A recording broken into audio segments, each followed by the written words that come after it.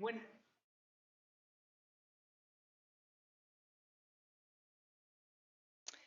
buenas tardes, tengan todos ustedes. El día de hoy tenemos una conferencia más de la Cátedra Gandhi. Esta cátedra que está sustentada por 15 instituciones y que tiene para este año 2023, porque se ha ya celebrado durante varios años, el tema de cosechando comunidades no violentas en diálogo con el programa constructivo de Mahatma Gandhi y Anubandh de Allahabad, Mohandas. El día de hoy nos acompañan para conversar con nosotros sobre su propia experiencia el doctor Alejandro Chávez Segura, que es doctor en Filosofía Teológica por la Universidad de St. Andrews en el Reino Unido, director del Instituto Karuna, Centro de Desarrollo Integral, terapeuta transpersonal por la Escuela de Desarrollo Transpersonal, licenciado en Relaciones Internacionales por el Colegio de San Luis, maestro certificado en Mindfulness por la Universidad de California, Campus Los Ángeles, y practicante de budismo desde hace más de 25 años y maestro desde hace 10 años. También nos acompaña la maestra Urapiti Paloma Castillo Moctezuma. Ella es maestra en Ciencias de Estudios de Política por la Universidad de Edimburgo en el Reino Unido, encargada de Relaciones Públicas del Instituto Karuna Centro de Desarrollo Integral, licenciada en Relaciones Internacionales por el Colegio de San Luis, educadora y maestra de salud ayurveda, así como instructora de yoga. Actualmente es doctorante del Colegio de San Luis en el doctorado en Ciencias Sociales. El poder de la comunidad no violenta para erradicar la violencia está en la base de este ciclo de conferencias 2023. Se trata de un compromiso para una educación y una cultura de la no violencia, y se trata también de propiciar la práctica de la no violencia para contribuir a la construcción de un marco de paz y no violencia. Se ofrece una reflexión en estas cátedras sobre los principios y valores transmitidos por Mahatma Gandhi, que descansan en 5 pilares o principios. El trabajo constructivo orientado a las necesidades principales de la comunidad.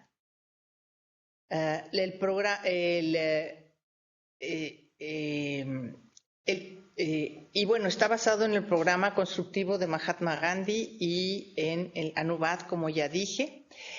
Es un trabajo constructivo vigente y pone en evidencia la importancia de la unidad comunitaria a través del concepto de la interdependencia. Los 5 pilares son la comida, la salud, la vivienda, la educación, los microcréditos como transición hacia una economía sustentada y solidaria. Y esto es lo que es la base para los trabajos comunitarios. Mi nombre es María Isabel Monroy Castillo, soy doctora en Historia, profesora investigadora del Colegio de San Luis, y esta cátedra es un ejercicio que ha coordinado el doctor Juan Carlos Ruiz Guadalajara, también integrante del programa de Historia del Colegio de San Luis. Sin más, les dejo la palabra a nuestros invitados. ¿Quién quiere comenzar? Yo inicio. ¿Y tú? Bueno, a ver. Muchas gracias, doctora.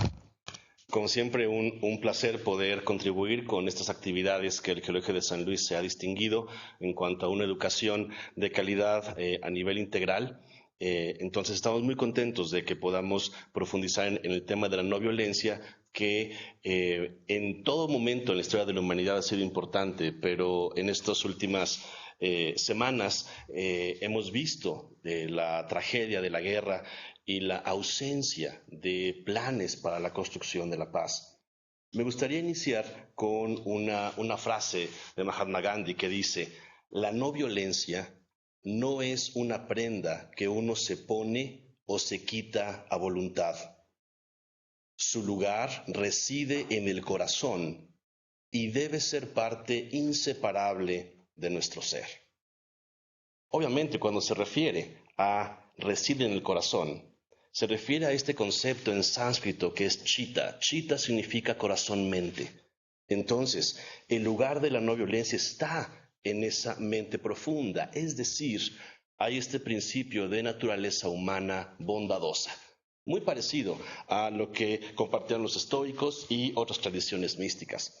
Entonces, a partir de ahí, obviamente, se puede ir generando condiciones para estar en paz, para generar una cultura de paz que no sea ajena a la naturaleza humana.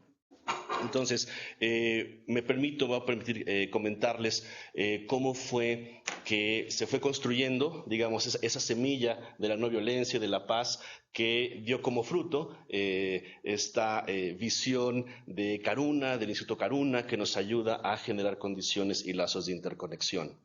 Pero a ver, explica un poquito qué es el Instituto Karuna. Sí, precisamente vamos a ver qué es el resultado de 30 años. Inició por allá de 1993. Fue una iniciativa del doctor Jorge Chávez, mi padre, ante la observación dentro de la comunidad que había un nivel muy alto de ansiedad, de estrés y durante esa época de muchos suicidios, y particularmente de suicidios en jóvenes que desafortunadamente han ido a la alza. Entonces, desde su labor como médico, se dio cuenta de la problemática de personas que vivían en comunidades alejadas, personas aquí de la ciudad, de distintos niveles socioeconómicos, y había esa necesidad de generar conciencia. Entonces se abrió un primer centro que se llamó Malinali, que dentro de las acepciones que tiene significa, o tomamos la referencia de la hierba que crece. Haciendo igual esta referencia a esta semilla que tiene el potencial de bondad, de salud, pero que es necesario estarla regando. Y regarla con pensamientos de bondad, con acciones que vayan encaminadas en esa construcción de la paz y prácticas que se retomaron precisamente de tradiciones orientales. El inicio, por ejemplo, de las prácticas del yoga, particularmente de Hatha Yoga, como una forma de enseñar a las personas a conectar con su cuerpo, a conectar con los demás, y de alguna manera fue cómo despertar esta conciencia de unidad en las actividades diarias, en la escuela, en el trabajo, con las familias. Entonces se empezaron distintos planes de atención. Tuvimos un grupo de jóvenes.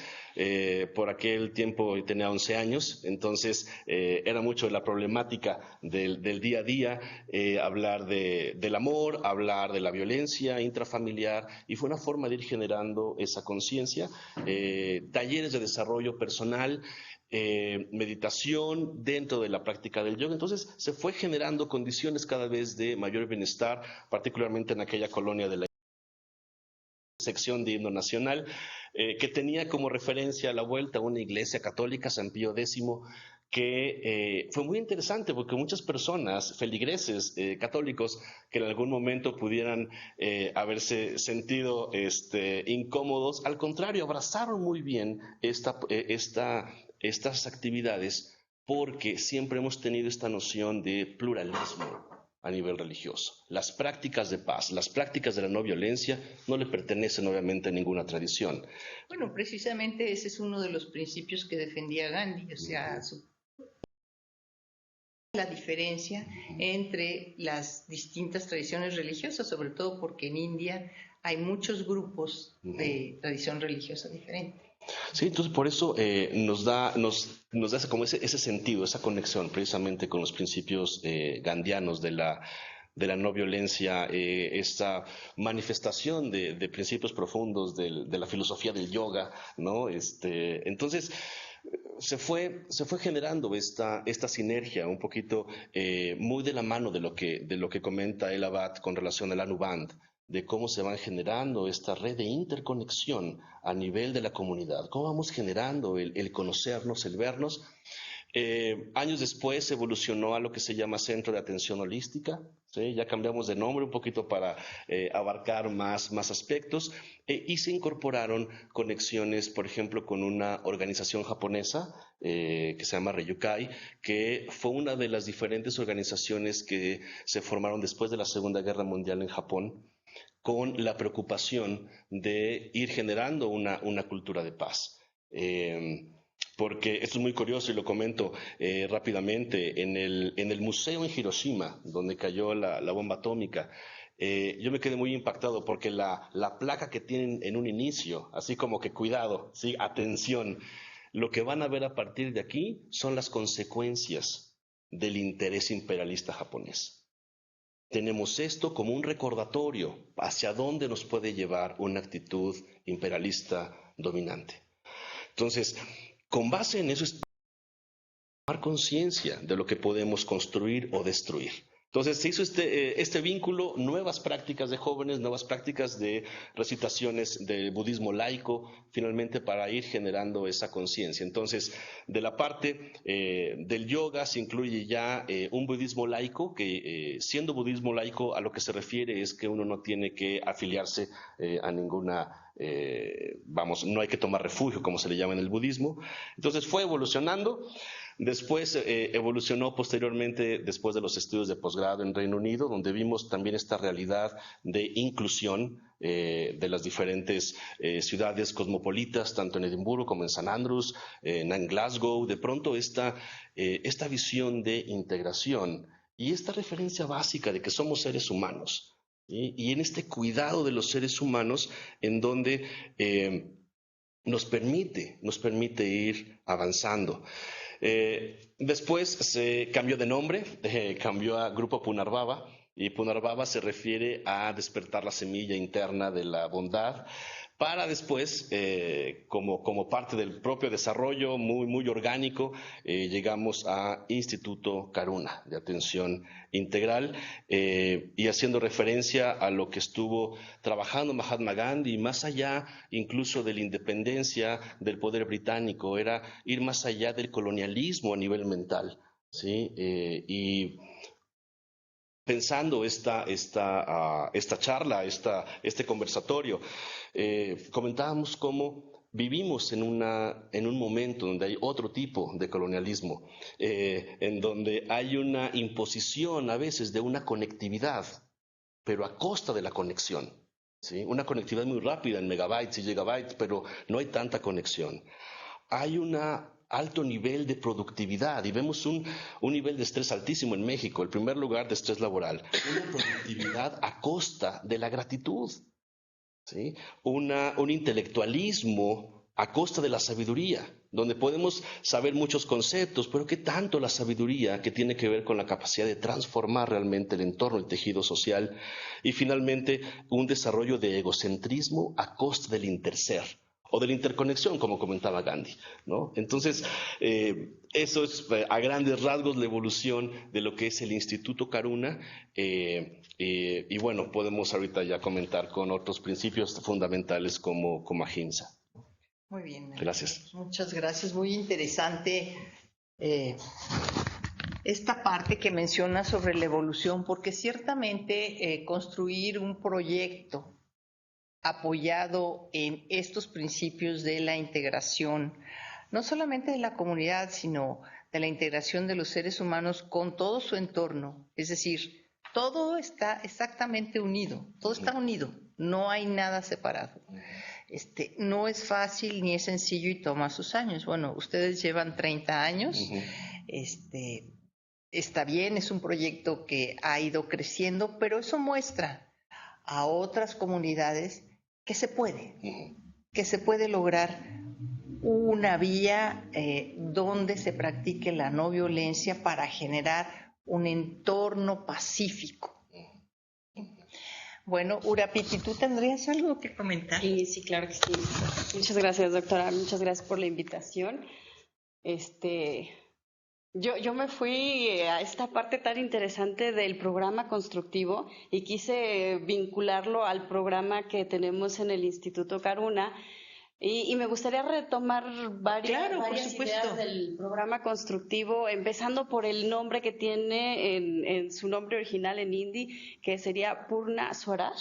Uh-huh. Entonces me gustó mucho porque su traducción literal sería esa independencia completa. Entonces el programa constructivo lo que busca es la independencia completa de la comunidad y del individuo. Y está conformado por 18 puntos, que es lo que Mahatma Gandhi relata en este programa que escribe en 1941, que es el antecedente. Y es un programa con un enfoque económico, social, político, de construir una comunidad en base a acciones no violentas, pero que está buscando una independencia. Y eso, si nos situamos en el contexto en el que estaba, pues era todavía una colonia, y esa colonia tenía un monopolio de producción y de compra, de producción y de compra, distribución interna. Entonces, ellos estaban obligados a comprar la sal, estaban obligados a comprar los productos que los británicos estaban vendiendo. Entonces, lo que dice Gandhi es: nosotros vamos a producir nuestras propias ropas, alimentos, tienen su comunidad agrícola, tienen su aldea que tiene que ser autosustentable. Entonces esto busca la autonomía económica y política, pero no solamente se queda ahí. El primer punto es acerca de la unidad, que es justo lo que estaban comentando hace un momento, y habla de esa unidad que tiene que trascender la religión. Como miembro de este consejo que está buscando la independencia de la India, dice: cada uno de estos miembros, cada uno de los que estamos en esta comunidad, tenemos que trascender ser musulmán, ser hindú, ser cualquier religión que tengamos, tenemos que representar la nuestra y la de los demás, tenemos que conocerla y tenemos que respetarla. En otras palabras, eliminando barreras, ¿verdad? ¿Por qué? Porque siempre está el yo y el otro. Entonces estoy eliminando la barrera al conocerte y al respetarte y al integrarte. Y es algo que en el hemos tratado de promover, el conocer otras religiones, el poder integrarnos y no tener una directriz específica de estas son las creencias que deben de ser, sino vamos encontrando el común. Y el común es que queremos una independencia de la persona, a poder ejercitar esa conexión con lo divino en la forma que le sea más conveniente. Y, por ejemplo, tuvimos un curso que era el Néctar de las Religiones en el instituto, y que tuvo mucha aceptación y que le gustó a las personas. ¿Por qué? Porque es conocer otra religión, y entonces eso me acerca y me ayuda a eliminar estas polarizaciones, que es lo que estamos viendo actualmente, ¿no? Esa polarización donde yo de esta religión y tú eres de aquella, y entonces estamos mal, y entonces empieza, desde los estudios de paz, esta polarización es el inicio de la violencia. Yes. Entonces, si yo puedo reducir esta polarización acercando y disminuyendo esas barreras entre yo y el otro, este tipo de cursos es lo que nos gusta promover para disminuir y hacer que nos conozcamos más y estemos más unidos en esta comunidad, aceptándonos. No significa cambiar, porque no queremos cambiar a nadie, es conocernos mejor, ¿sí? Entonces ese que es el primer punto de la unidad. Y hay 18 puntos, pero me gustaría retomar 2 puntos, que es el octavo y el 10º. ¿Por qué? Porque el octavo y el 10º son muy relevantes a nuestra labor. Está la labor de la agricultura, está la labor de la producción de incluso los tejidos, están hablando de eso, y se le pide a todos, no nada más a algunos, que entren en este proceso. Pero me gustaría ir al octavo punto, que es la educación para los adultos, y al 10º punto, que es la educación en salud e higiene. Sí. ¿Por qué? Porque creo que ahí es justamente donde el Instituto Karuna estamos. Muchas veces pensamos en educación para los adultos como alfabetización. No, pues claro que no. Eso no y es. eso queda, pues, muy limitado. Corto. Exactamente. Nuestro trabajo es esa educación para los adultos, en el sentido de que, pues, de conocernos más en estas religiones, conocer al otro y acercarlo y comprenderlo. Pero también es conocerme. ¿Cómo me conozco? Bueno, ahorita hablábamos, uno de los caminos es el yoga. Otro de los caminos son descubrirme. Es que tenemos diferentes mecanismos, ¿no? Ahorita están muy emocionadas. Un grupo está tomando el curso de, a partir de los cuentos, se llaman historias sanadoras. Entonces, ver la literatura, cómo están ciertos personajes y eso, cómo puede representar alguna enfermedad o alguna malestar emocional y empezar a verlo en ti y empezar a conocerte a través de esto o empezar a conocerte a través de las herramientas de yoga o empezar a conocerte a través de la meditación. Entonces, ¿para qué sirve esto? Pues para empezar es una educación del individuo. Y esta educación, ¿qué es lo que va a hacer? Como toda educación quita mentiras y mitos que se van poniendo en la sociedad y que se van dando por sentados. Y al quitar eso, yo lo retomo con el nombre que tiene, ¿no? Logro una independencia total.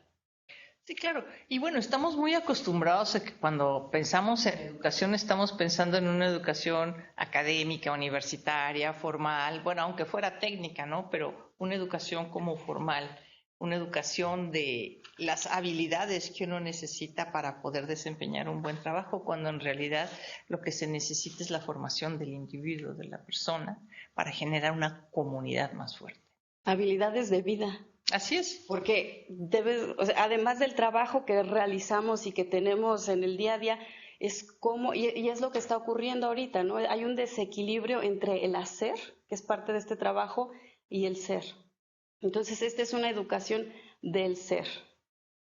Y además, la otra rama, que era la educación en salud, es una salud mental, pero también hay cursos de salud física, está la medicina como parte, también tenemos la medicina holística, ver al ser humano no como una máquina que tienes que reemplazar un pedazo, sino por qué este pedazo está enfermo. ¿Qué le pasa? ¿De dónde viene? Exactamente, entonces está esa medicina integral, está también desde la perspectiva de la Ayurveda, que también tiene sus raíces en India, y que nos habla mucho de estos rituales de limpieza, de salud física y mental, que también se conecta, es que todo se conecta, todo está muy, muy conectado, ¿no? Esto me lleva a los principios, estamos hablando, en yoga hay 5, les llamamos llamas, los llamas o las no acciones o lo que tratamos de evitar, y dentro de ellos está ahimsa, no violencia. Y a veces pensamos en no violencia solamente como no golpear o no gritarle a alguien más, pero la no violencia empieza con uno mismo. Es cuando me conozco, puedo dejar de violentarme. Cuando dejo de violentarme, de decirme que no sirvo, que cosas que tal vez en algún momento alguien me dijo y me las creí, entonces me conozco y dejo de estar con esos látigos y me libero. Cuando me libero es porque me conozco. Entonces empieza ahí la no violencia con uno mismo. Y después está, también Gandhi tiene este Satyagraha. Satyagraha, dentro de los 5 llamas tenemos ahimsa, que es no violencia, tenemos satya, que es la verdad, o no mentir. ¿Por qué es importante no mentir? Porque te toma mucha energía estar recordando las mentiras que le dijiste a alguien más. Te toma energía estar recordando las mentiras que incluso te dijiste a ti mismo. Entonces, realmente te simplifica la vida decir la verdad. Y él une satyagraha, hay otra cualidad que es aparigraha, que es no ser codicioso. El no tomar más de lo necesario, voy a mis apuntes para no estar. Está esta parte de aparigraha, que es no codicia, no egoísmo. Entonces satyagraha es esta parte de decir la verdad para conocerte a ti mismo. Entonces tenemos ahimsa, satya, aparigraha, y tenemos también la parte de brahmacharya y la parte de asteya, no robar, que también se ven reflejados en los puntos que tiene el programa constructivo. No tomar más de lo necesario. ¿Por qué? Porque estás produciendo lo que necesitas y consumiendo exclusivamente lo que necesitas, no tomas más. Entonces, creo que también es algo que podemos llevarlo al día a día, de no tomar más de lo necesario, y en todos los sentidos, en alimentos, no estar tirando esos alimentos que compro y no los uso, es ser muy consciente del consumo. Entonces son estas 5 prácticas y que retoma Gandhi, más conocido es Ahimsa, no violencia, pero está Satyagraha.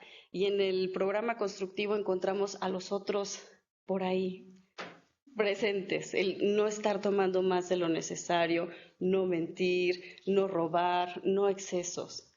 Entonces, y esos son, este es un código del yoga que se llama el código de ética en yoga, que son los yamas, son estas acciones, y que lo platicamos en las clases de yoga y tratamos de estarlo recordando, porque si no lo estamos recordando es no regar esas semillitas que ya están ahí. Entonces necesitamos ese recordatorio constante para tratar de practicar esa no violencia hacia nosotros, porque al hacerlo me ayuda a practicarlo hacia los demás.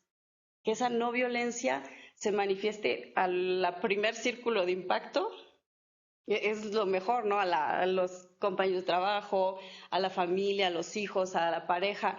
Entonces vamos teniendo un efecto de impacto hacia los que nos rodean. Y esas son las semillas que queremos, que estamos trabajando en plantar en el instituto, esa liberación de la persona para poder practicar la no violencia hacia ella misma y hacia su comunidad. No, pues efectivamente uno tiene que comenzar por uno mismo, ¿verdad? Y muchas veces cuando pensamos en el programa constructivo de Gandhi decimos, bueno, pues está muy lejos, pero la verdad es que no está nada lejos, o sea, es una realidad cotidiana que tenemos enfrente y que es perfectamente posible construir un entorno mucho más pacífico. Alejandro, ¿quisieras platicar? Bueno, con relación a esta última idea que comenta, doctora, muchas veces se dice es muy complicado incorporar ese tipo de prácticas. ¿Qué es lo que me falta conseguir? Más paz, más tranquilidad. Pero el principio es al contrario, es qué es lo que me hace falta soltar. ¿Sí? Entonces me hace falta soltar egocentrismo, me hace falta soltar el abuso de los recursos. Entonces de pronto se vuelve más sencillo, vamos, simple, no fácil, pero sí simple, de decir, simplemente es suelta aquello que no es necesario para vivir una vida plena. ¿Sí? Pero se lleva incluso a esta parte de no se puede esa vida plena, no se puede ser feliz. Y uno dice, bueno, no es de que puedas o no ser feliz, es que felicidad entendida como esa eudamonía socrática, la plenitud, no felicidad como un producto, sino felicidad como la expresión de tu dharma, ¿sí? En términos obviamente hindúes, tu dharma, tu vocación, eso es algo tan natural, o sea, es tan fácil, precisamente es tan fácil como el florecer de una semilla. Es como decir, oye, la flor le cuesta mucho abrirse, no le cuesta. En la medida en que todos los elementos, todos los factores estén ahí, se abren naturalmente. Entonces, esta construcción de la paz de pronto se vuelve muy compleja cuando queremos hacerla desde lo que no tenemos. Es muy importante hacerla desde lo que tenemos. Por eso esta referencia, por ejemplo, de Anuband, cuando se hace esta noción de la interconexión, es que desde ahí está la clave. Estamos interconectados, no es algo que tengamos que construir, ya estamos así. Entonces, de pronto si nos cargamos mucho en las diferencias sociales, o sea, estamos todos en las mismas condiciones, en un mismo planeta. Entonces, hacer conciencia de eso, porque luego empieza la polarización de hacia dónde está hasta la mayor santidad, en dónde lo colocamos, con o con dinero, sin dinero. Eso no tiene sentido. En el instituto precisamente hemos visto cómo personas de diferente estrato social comparten el sufrimiento. En términos de la atención terapéutica, una persona puede estar sufriendo por no tener 5 viajes al año y una persona puede estar sufriendo por no tener que comer. Y alguien puede decir, ¿cuál vale más, una u otra? Es sufrimiento. Mientras uno pueda contribuir a la paz en ambas mentes, van a poder cooperar. Pero entonces, esto nos lleva a igualarnos. La igualdad es algo que le choca al egocentrismo. No le gusta la igualdad, pero en términos básicos es lo que somos. Hay un elemento esencial. Entonces, mucho de la educación que promovemos en el instituto es date cuenta la igualdad que tenemos entre los seres sintientes.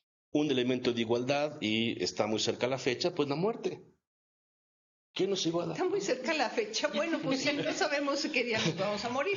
El Día de Muertos. Me imagino que te refieres a la celebración del Día de Muertos en México, por supuesto. Sí, entonces, un poquito este reflexionar en la impermanencia, finalmente también la impermanencia que tiene que ver con la interdependencia, pero la impermanencia que tiene que ver con la evolución propia de las sociedades. Entonces, creo que en la aplicación del programa constructivo, en la referencia de Anuband, se abre precisamente la posibilidad de adaptarlo a las condiciones que tenemos ahora. De cada comunidad. Sí, no es vamos a copiar exactamente el mismo sistema, no, son condiciones distintas, recursos distintos.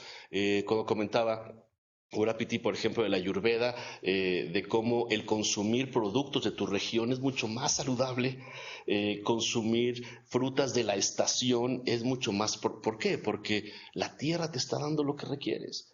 Pero si uno se llena de ideas de lo que se le llama el especialismo, soy tan especial que no como lo que me da la tierra. Sí, soy tan especial que la paz es tan aburrida para muchas personas. Porque creen que la paz es no hacer nada o aburrirse, cuando el aburrimiento es falta de atención. En términos incluso de la neurociencia contemplativa, se dice, cuando alguien se aburre es que no está prestando atención. Entonces, la paz es el estado natural, y como el estado natural es apertura. Entonces, esta apertura que podemos ver en la posibilidad de emanciparse ante un poder tan potente como fue Reino Unido, obviamente en condiciones, ya sabemos que era post Segunda Guerra Mundial, pero es aprovechar esos momentos para liberarnos. En términos individuales son las crisis. Las crisis individuales, que Jon Kabat-Zinn le llama a esta crisis última, que es la inmensidad de experiencia vital que uno vive en un momento dado. La crisis es una inmensidad de experiencia vital porque está llena de pasado, de futuro y de presente. ¿Cómo construimos la paz? Viviendo en un presente, pero de forma consciente.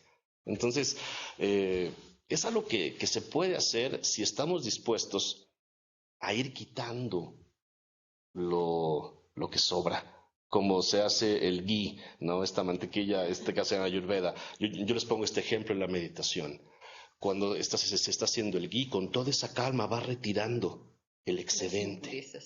Y claro, esa es la práctica. ¿Cómo lo hago? Retirando. Con el fuego de la conciencia va retirando la impureza. Eso es lo que nos hace falta. Por eso cuando comenta el Abad, dice, necesitamos educar mentes que piensen, pero que piensen en sí mismos como parte de una comunidad, ¿sí? Entonces, ese es el reto, pero al mismo tiempo es un reto de despertar todos al mismo tiempo, y es interesante. Mucho del trabajo es mantener el entusiasmo, aunque las condiciones parecen adversas, ¿no?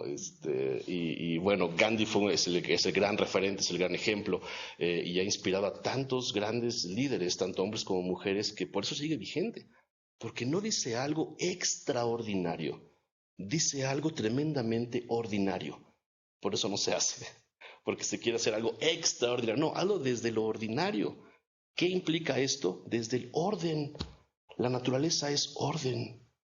Entonces, transmitir esta idea de pronto es compleja en los diferentes cursos, bueno, pero ese es el reto que hemos asumido y que nos llena de esa fuerza. Bueno, ¿y cómo va la transformación de sus alumnos? O sea, ¿ustedes trabajan con estos principios que se reflejan bien en el programa constructivo de Gandhi y en el Anuband?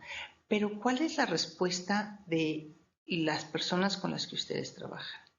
De entrada, un interés genuino de profundizar más, de decir, no es suficiente con esto, necesito profundizar más. En términos muy específicos, hemos visto reducciones, específicas de adicciones, por ejemplo, ¿sí? O sea, se dice, la mente del adicto es una mente buscadora de una paz, que obviamente no encuentra en los fármacos, pero dice, es lo único que tengo a mi disposición. Entonces, cuando se dan cuenta que lo único que necesitan consumir es su realidad interna, su potencia interior, como la quieran concebir, eso ayuda. Entonces, en el tratamiento de adicciones ha bajado.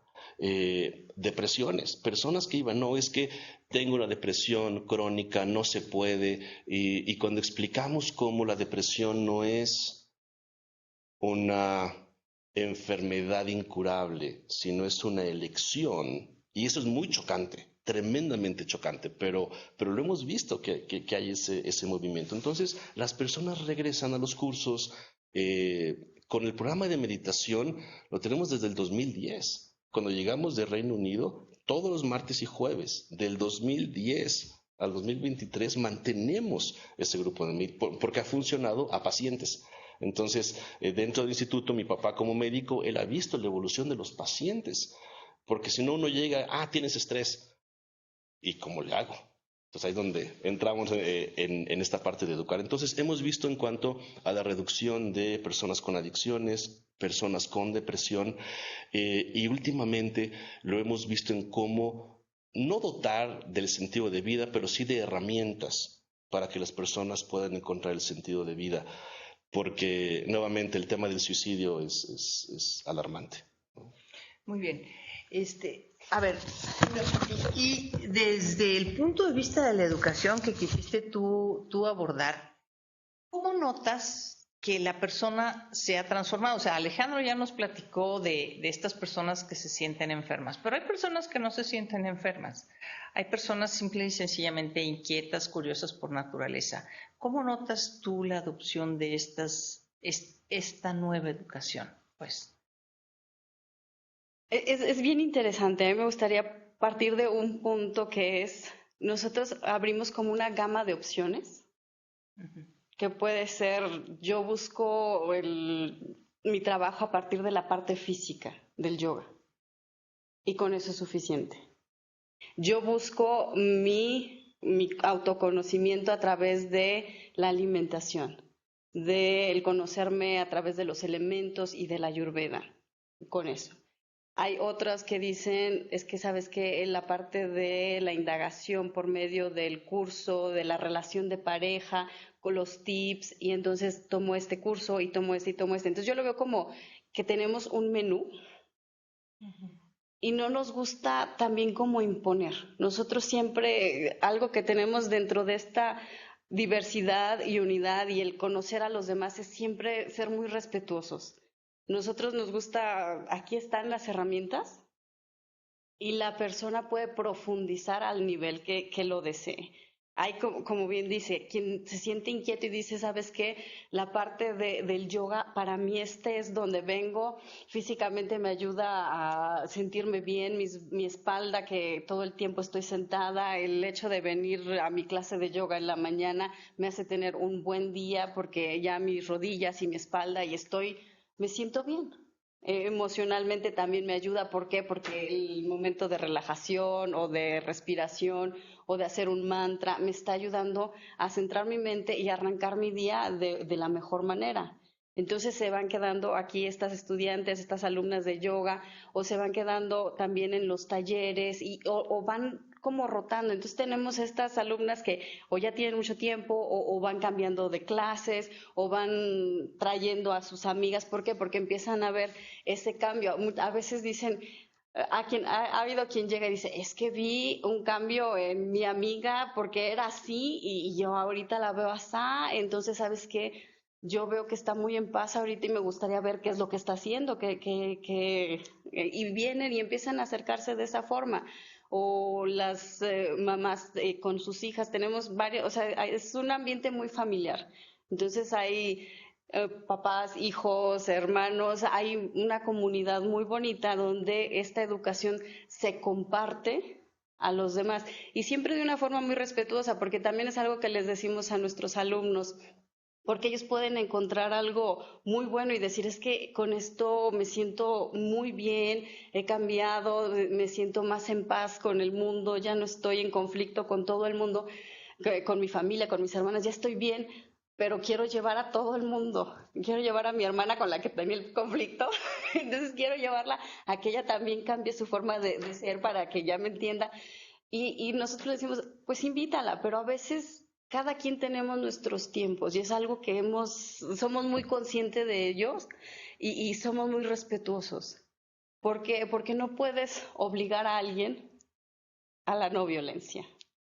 No, pues eso sería violencia. Exactamente, sería contra la naturaleza de lo que estamos haciendo. Entonces, en ese sentido, tratamos de ser muy respetuosos y de promover ese respeto en nuestros alumnos. Qué bueno que te está gustando, síguele tú, invítalos, pero no te desesperes, no te enojes, simplemente deja la invitación y cuando sea su momento, vendrá. Y sí ha pasado. Que es que tengo 3 años diciéndole y no vino, pero ahora que viene, ahora hasta está más metido en varios cursos porque encontró como su camino aquí. Y entonces esa educación sí se empieza a pasar de una generación a otra, de un amigo a otro, y se va pasando esta voz y ese ha sido el impacto en la comunidad que hemos visto incluso ahorita por los medios digitales. Incluso se lo comparten a personas que están en otra parte de la República o a veces que están en el extranjero, como algunos de las ofertas que tenemos son en medios digitales, entonces llegan a otros puntos porque les gusta compartirlo. Entonces, pues sí vemos que esta educación les gusta, la siguen tomando y la siguen compartiendo y ahí es donde van germinando semillas y se van plantando más semillas. Claro. Ahora, por otro lado, el programa constructivo de Gandhi también habla sobre la educación para los niños. Sí. Y esa parte no has comentado mucho, pero yo quisiera preguntarte si en el instituto han tenido alguna experiencia con niños. Sí, claro que sí. De educación para los niños estuvimos en cerca del 2010, 2009, 10 por ahí. Empezamos nosotros con un proyecto que le llamamos Artes Vitales, donde hacíamos un compendio de artes vitales, entre ellos yoga, meditación, pero pues también kung fu, también alimentación, y entonces hacíamos varias dinámicas que compartíamos con los niños. Fue un verano y luego al año siguiente repetimos esto. Entonces sí hemos estado compartiendo ahorita ya nuestros alumnitos pequeños, porque después de los talleres de artes vitales, pues les gustó mucho, hubo mucha demanda, entonces dejamos clases de yoga para niños. Estuvieron las clases de yoga para niños cerca de 10 años. Ya estos alumnitos estaban, les digo alumnitos porque eran mis alumnos, estaban pequeños y ahorita me los encuentro, ya están en universidad, pero fue algo muy bonito también. Eran constantes, no faltaban a sus clases y les gustaba esta forma de jugar, porque pues yoga finalmente a los niños se les da en una forma de juego, no vamos a sentarnos a hablar del llama ni llama, pero sí los vamos a acercar a decir, no vamos a golpear al otro, no me voy a romper un brazo por llegar a una postura, sino desde la parte pacífica y respetuosa a mi cuerpo trato de hacer la postura. Y desde esta pacífico cuido al otro, no estarlo aventando cuando está en una postura que se puede lastimar. Y entonces genera un ambiente muy bonito entre los niños de respeto, de trabajo mutuo y de juego. A partir de esta práctica de yoga, de respiración, técnicas también cuando están muy estresados por los exámenes, y entonces vamos a trabajar con mudras y vamos a ver cómo podemos calmar nuestra mente a partir de las manos, a partir de la respiración. Y la verdad es que sí les resultaba, les ayudaba en esos procesos de estrés. Y me platicaban que estaban en su escuela de repente haciendo uno de los mudras para concentrarse y que la maestra llegaba y ¿qué estás haciendo? Entonces sí tenían como sus historias muy, muy curiosas de por qué estás haciendo eso con tus dedos, pero finalmente les ayudó. Y en este momento no tenemos yoga de niños porque pues por cuestiones de logísticas. Educamos a los papás. Ahora estamos en la parte de los papás. Muy bien. No sé si quisieras, para ir cerrando, comentar algo más, Alejandro. Sí, bueno, Hay un concepto, hay una idea que se retoma desde Kostler y que lo utiliza el enfoque integral de la psicología de la espiritualidad, que es el término de holoarquía. Y simplemente se refiere a que hay un orden donde estamos representando un holón, que no es otra cosa más que una referencia de que somos totalidades, pero al mismo tiempo somos parte de algo. Esa es toda la idea de la holoarquía. Entonces, tanto la célula como la molécula, cada uno es una totalidad en sí mismo, pero es parte de algo. El corazón, una totalidad en sí mismo, pero parte del organismo completo. La idea también es poder observarnos así. Somos una totalidad, el despertar de la individualidad, de la conciencia de paz en la individualidad y al mismo tiempo siendo parte de la comunidad. Pero una comunidad despierta es la comunidad como la expresión del cambio individual. Un poquito, esa es la apuesta, ese es el movimiento, el que, seguimos como esta línea. Porque uno dice, bueno, hace 3 días en un curso, una alumna me decía, bueno, somos tantas personas en el curso, pero ¿cómo lo llevamos a más gente? Y dije, bueno, a través de ustedes. Finalmente, a través del ejemplo, esa es la manera. Porque hay un principio de espiritualidad que dice, a mayor profundidad, menor magnitud, a menor profundidad, mayor magnitud. Entonces, cuando hablamos de la paz en términos profundos, ¿sabes? No hay tanta gente, pero ese nivel de profundidad va haciendo que poco a poco se vayan sembrando semillas cada vez más profundas, no de una felicidad como un producto, no la meditación como un producto, que es lo que ha sucedido, no el yoga como un producto, sino como una forma de vivir. Entonces, finalmente, es como vamos construyendo una nueva manera de vivir desde una paz interna. Desde el punto de vista personal, budista, se habla mucho precisamente de la interdependencia, del interser. Entonces, podemos ver el interser, el intersomos todo el tiempo. Hay una valía como individuo y una valía en la comunidad. Entonces, el ver cómo, incluso como el colegio, como institución, siembra semillas, siendo una unidad en sí mismo como Colegio de San Luis, pero es parte de una red de colegios y es parte de la sociedad mexicana. Creo que esa es la clave y un poquito el cómo poder compartirlo en este tiempo moderno y posmoderno en donde cualquier idea de estas va a sonar a que estamos imponiendo algo. Sin embargo, lo que plantea Gandhi y lo que plantean los grandes místicos es lo más básico de la naturaleza humana. Lo más básico que es, hay una búsqueda de expresar energía vital en lo que hacemos.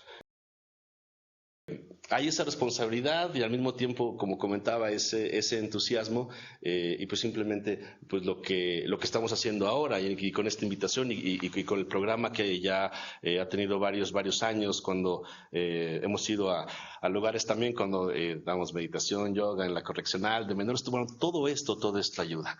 Entonces, pues simplemente muchas gracias. No, pues gracias a ti y a ver, Urapiti, ¿tienes alguna otra cosa que decir? Sí, me gustaría cerrar con es una cita de Gandhi, que yo creo que viene muy ad hoc porque la leí y dije, parece la receta o las recomendaciones que damos también en el instituto. Entonces me gustaría leerla y dice así: piensa los pensamientos más puros y destierra todos los pensamientos ociosos e impuros. Respira el aire más fresco, tanto de día como de noche. Establece un equilibrio entre el trabajo corporal y el mental. Párate erguido, siéntate erguido y sepulcro y limpio en cada uno de tus actos, y deja que estos sean una expresión de tu condición interna. No, pues precioso, muchas gracias. Está bien. Bueno, pues de esta manera llegamos al final de este conversatorio con Alejandro Chávez Segura y Urapiti Paloma Castillo Moctezuma en su experiencia de promover la no violencia desde lo que ellos hacen en el Instituto Karuna. Si tienen algún comentario, alguna pregunta, pues la pueden dejar en nuestras redes sociales. Muchas gracias. Muchas gracias. Gracias.